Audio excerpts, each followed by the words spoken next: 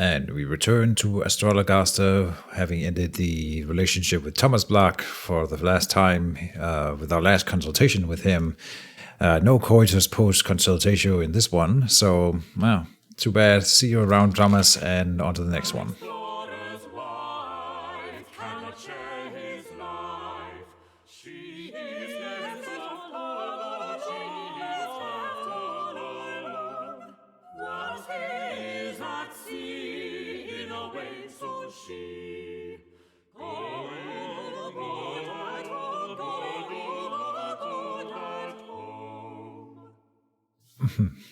Sybil Fortescue, welcome back. Good day, Mistress Fortescue.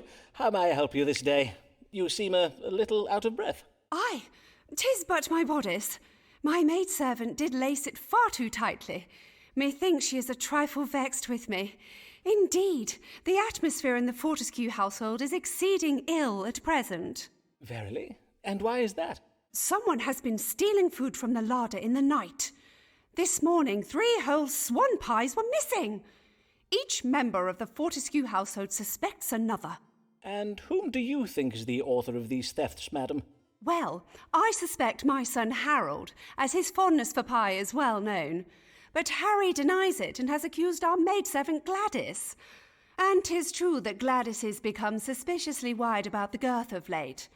And as for Gladys, well, she is convinced the culprit is our African parrot, Sir Muncelot Grey. But Sir Muncelot has denied the accusation and blames my monkey. Ah, and who does your monkey blame? How now, Doctor Forman? Be not absurd. Monkeys cannot speak. Ah, yes. Then 'tis fortunate that God can. Speak to us, that is, by way of the stars. Who in the Fortescue household has been sneaking into the larder at night to steal pies?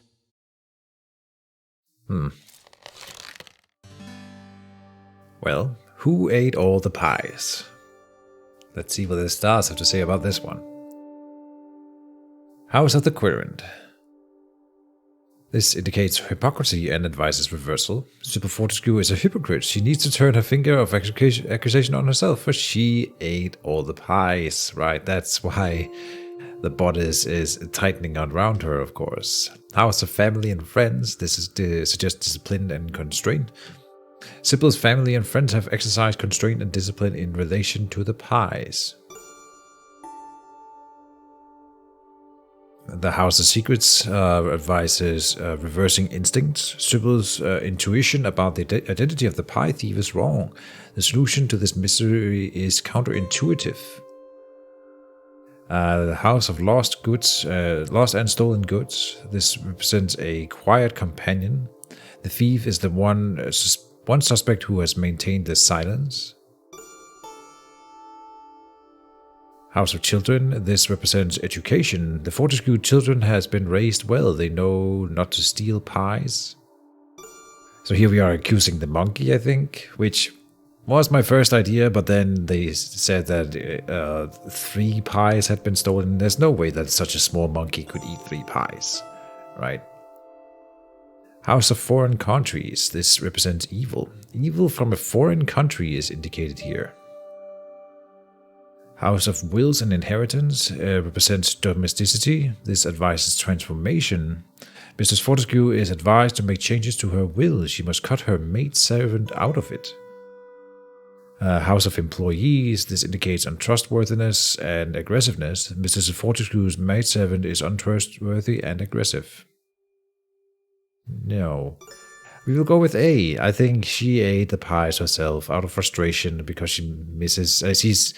She's angry over not being with her husband and on all his adventures, and so she comforts herself with eating pies. We already have her little recommendation. Let's just go with that one. It's funny.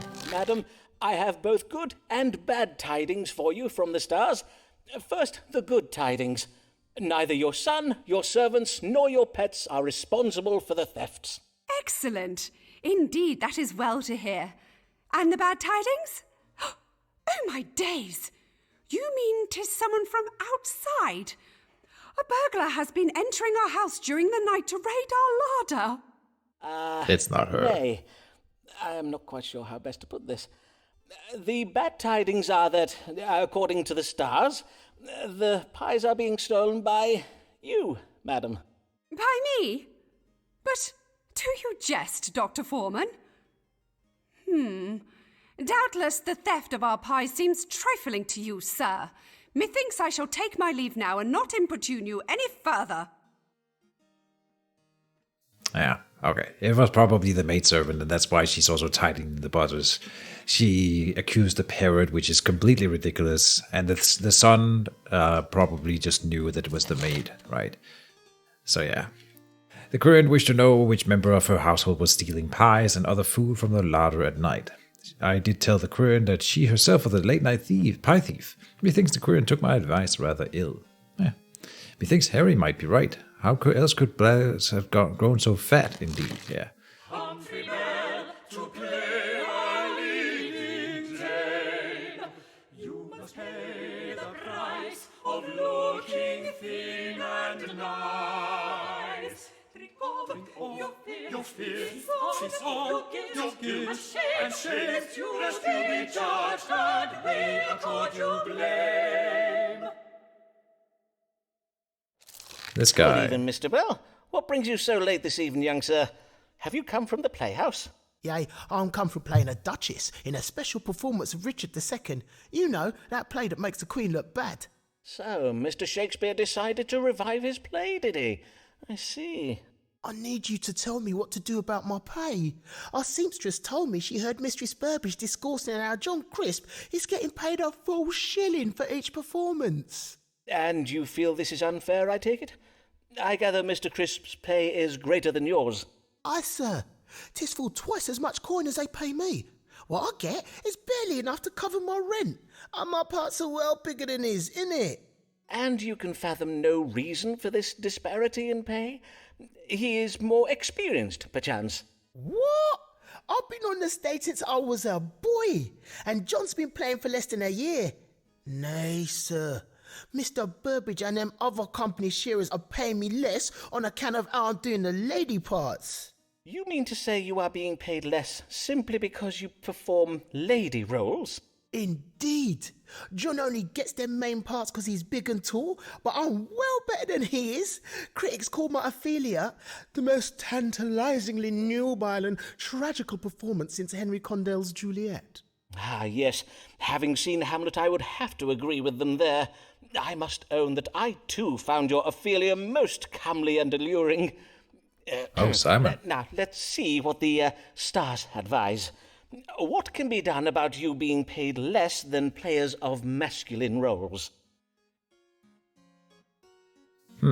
This guy, this is the one we told to sniff dog poop last time, and he didn't like that.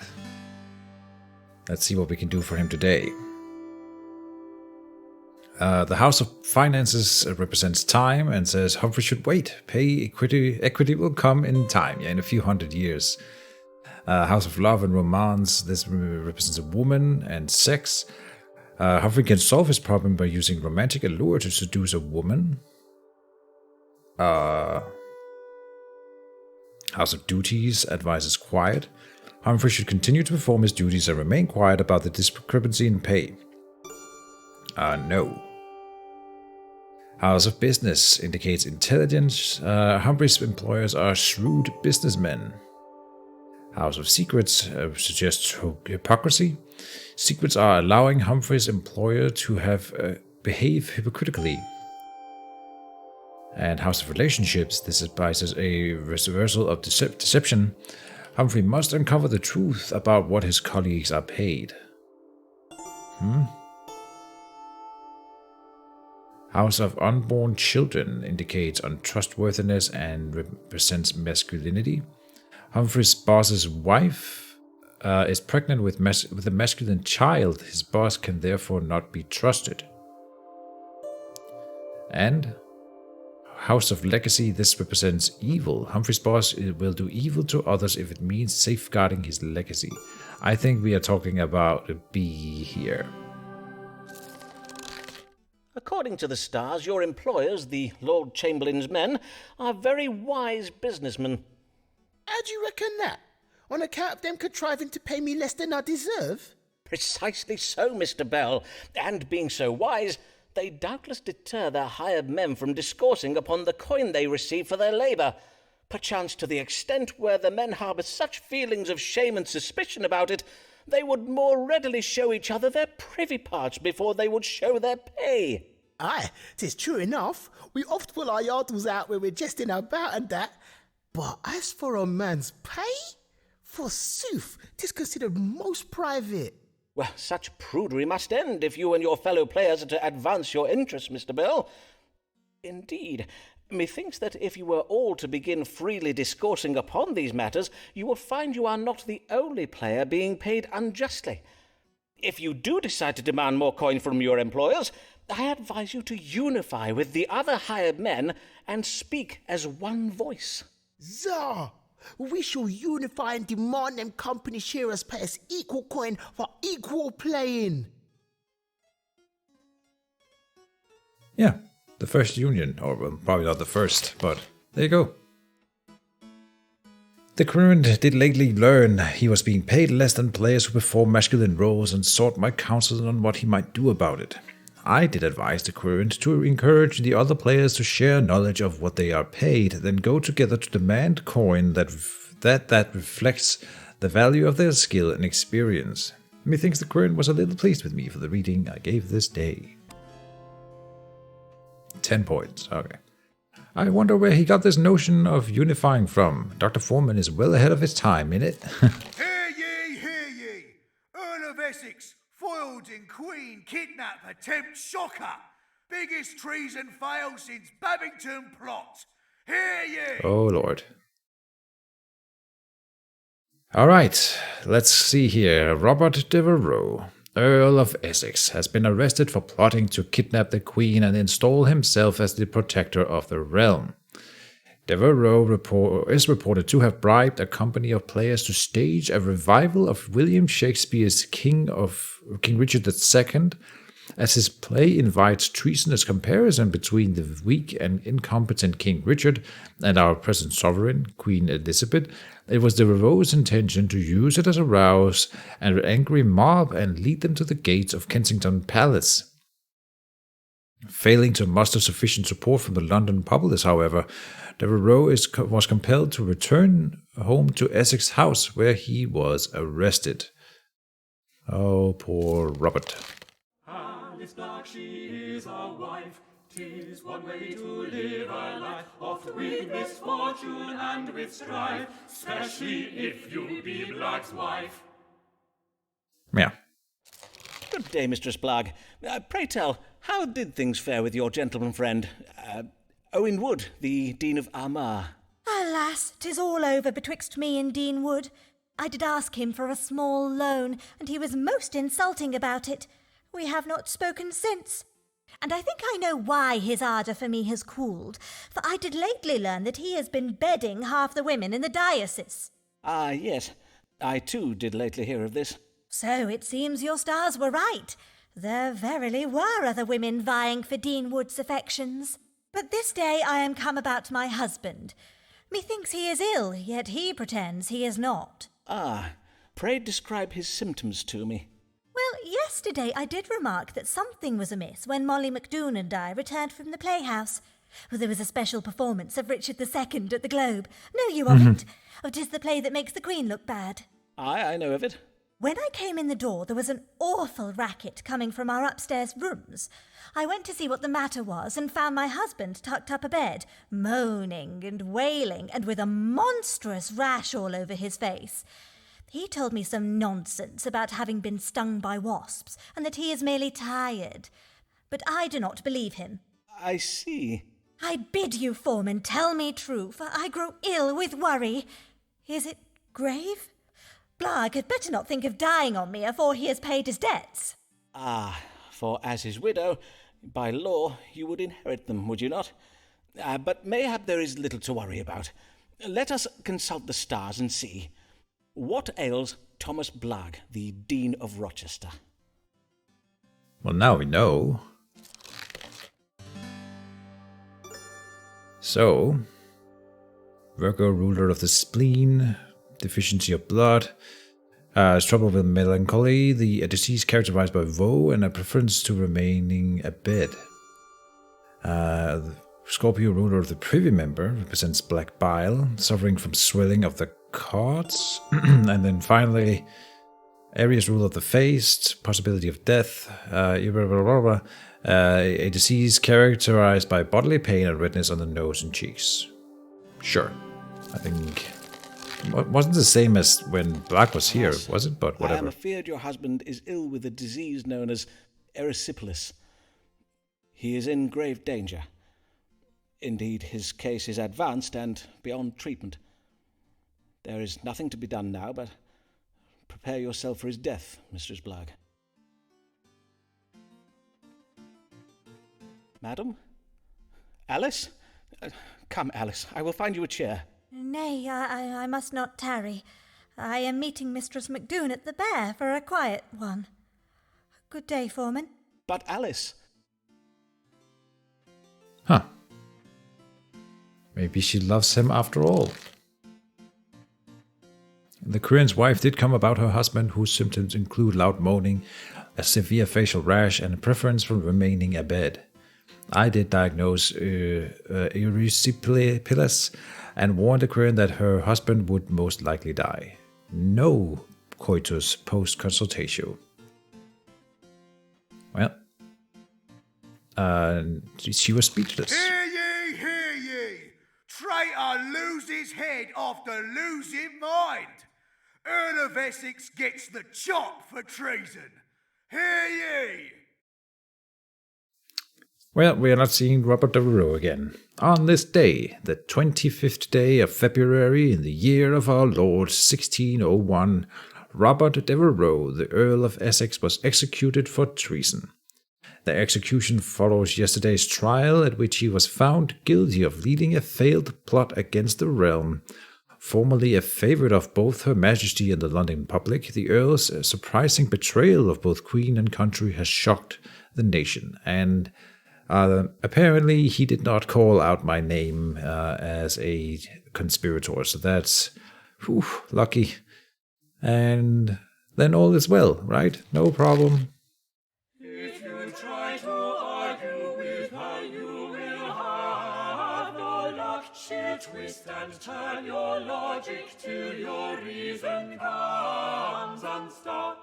Chastise Mary who you like, she will not give up. Will not give up. What rhymes with luck and unstuck? Well met, Mistress Payne. How fare you this day? Most well indeed, sir, for I am just come from taking my niece on an outing to Tower Hill. 'Twas to see the execution of the traitor Robert Devereux. Ah, yes, Lord Devereux. What a tragic end to a promising career. And such a lovely beheading they gave us. My niece and I very much enjoy the hangings at Tyburn, but a beheading is so much more elegant, is it not?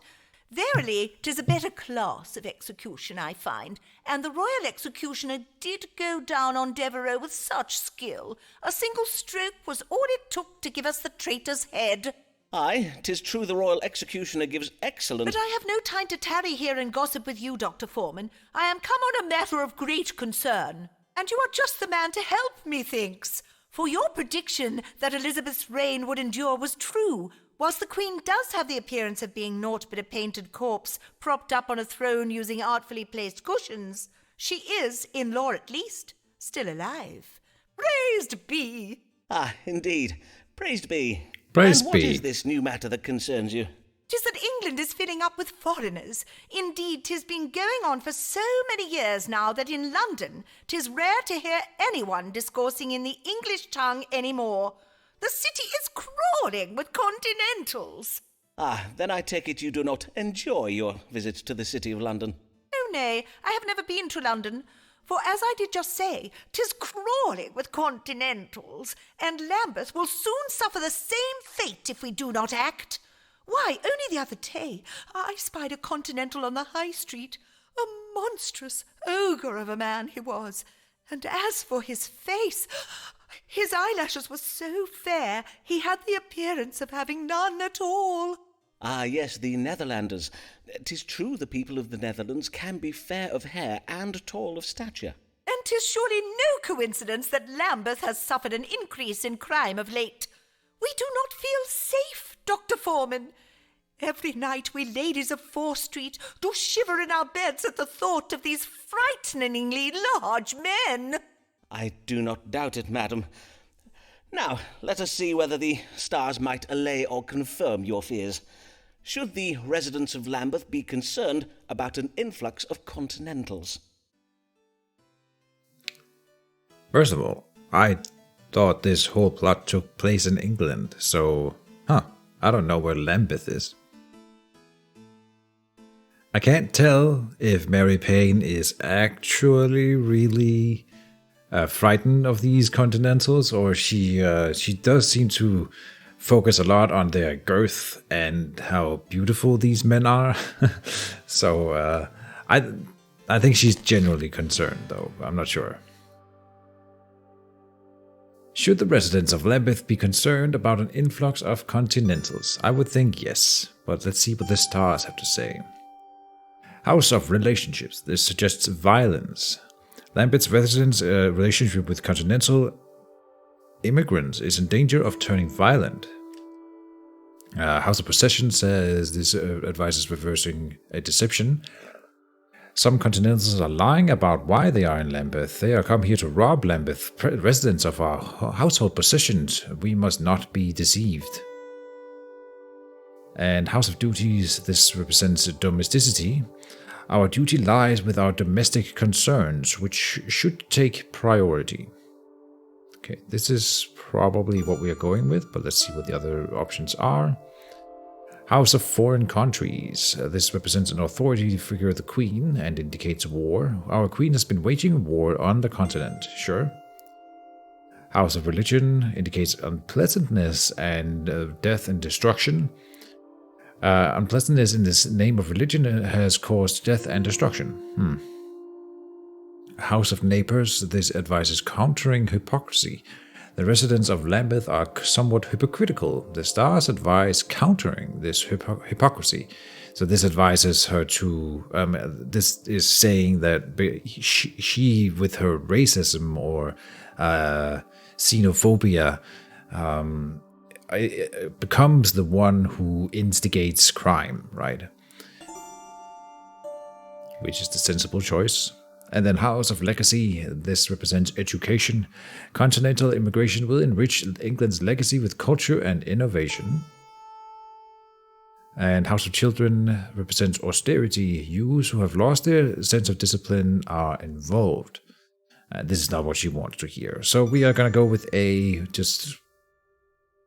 go with what she's already fearing, and she's going to like this reading, and then we'll see where that goes. The stars indicate your concerns are justified, madam.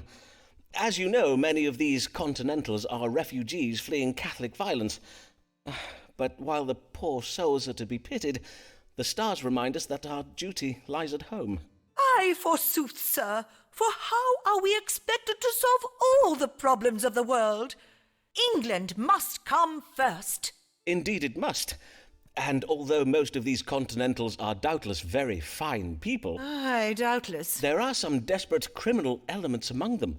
Moreover, the introduction of continentals with their unusual customs and traditions into a closely bound community such as Lambeth could prove most disruptive. Such differences may provoke tensions that lead to violence. Indeed, they may.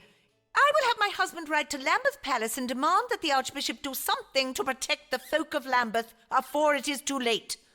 Blessed day, Dr. Forman. Blessed day, Miss Payne. The Querent did come with fears of an influx of continental immigrants. I'd advise the Querent to rally her friends and prepare to defend their homes with violence if need be. Methinks the Querent was pleased with me for the reading I gave this day. Hey, 20 points. I wonder when Mr. Payne will be getting home from the butcher's. I could do with a lovely big bit of gammon this evening. Yes, he's turned on by all these big men in her town. God damn it. Hear ye! Dean of Rochester Cathedral dies. New dean pledges to refurnish empty cathedral. Hear ye! Local residents were saddened this day by tidings of the death of Thomas Black, Dean of Rochester Cathedral. He leaves behind a wife, Alice Black, and children John, Thomas, Cornwallis, Edmund, Nicholas, and Frances. Humphrey Bell, at ease is our reward, for it is not enough to be my fans adored. For you we sigh, we true and swoon, when we see you entering the room. Okay. Good day, Mr. Bell, and well met. I recall you were hoping for a pay rise. How did that go? Well, I got a pay rise, innit? I took your advice about banding together with the other hired men and gabbing about how much coin we was getting. Turns out, another one of the lads weren't getting paid enough for his lady parts neither. So, we all refused to do our rehearsals until the boss man fixed it. Well done, Mr. Bell. I must say I am most proud of you. But this day, I am come about my skin. She's so clapped, I need twice as much ceruse as normal. Ah, yes, Venetian ceruse, the white lead and vinegar paste ladies and players use to whiten their faces. You have to fix it for me, Doctor, for my role in Mr. Shakespeare's new play. I'm to play a lady who disguises herself as a lawyer. A lady cunningly disguised as a lawyer? Forsooth, how original. But I see not why you need worry over your complexion. Having a sound grasp of Latin and a talent for eloquence are the usual qualifications of a legal advocate, are they not? Is it verily necessary for this lawyer to have beauty as well? Well, Mr. Burbage seems to think so. These are enlightened times, and we must have confidence in our audience that they will accept, even welcome, the notion of a lady of learning, as long as she be lovely enough to lie with. I see. And 'tis true your skin is looking a little less than lovely at present. Let us see if we may find a remedy for it in the stars. What is the matter with Humphrey Bell's face, and what may be done to improve its appearance?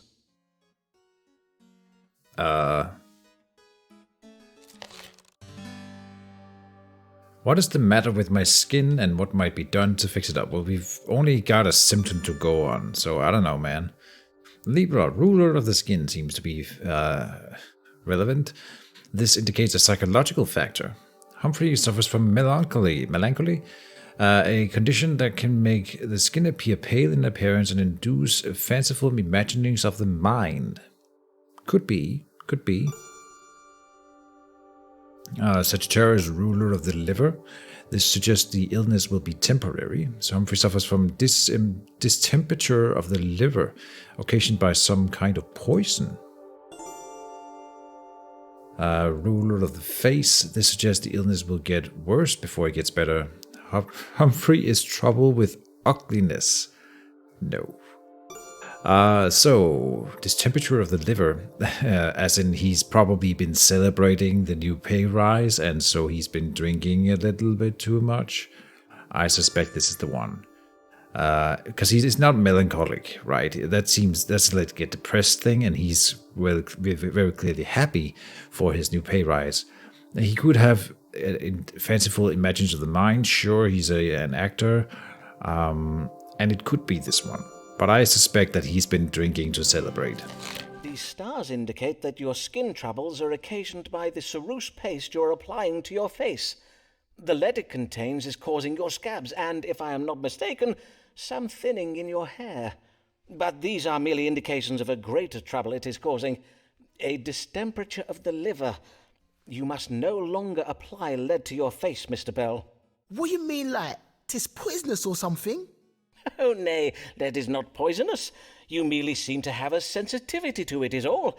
I will write you up a prescription to take to an apothecary. He will concoct you a paste from alum, tin ash, and sulphur as a replacement for the ceruse you have been using.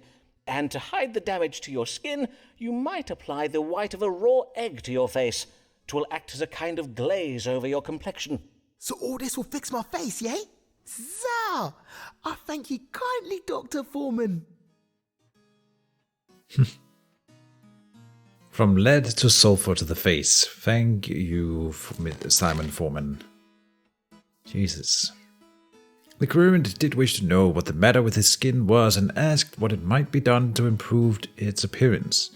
I did tell the querent that his face was afflicted by the lead he was using to whiten his face. I did prescribe him an alternative beauty treatment. Methinks the querent was pleased with me for the reading I gave this day. Up to 50 points. I shall be the best man playing at being a woman, playing at being a lawyer Mr. Burbage could ever ask for. Sure you will.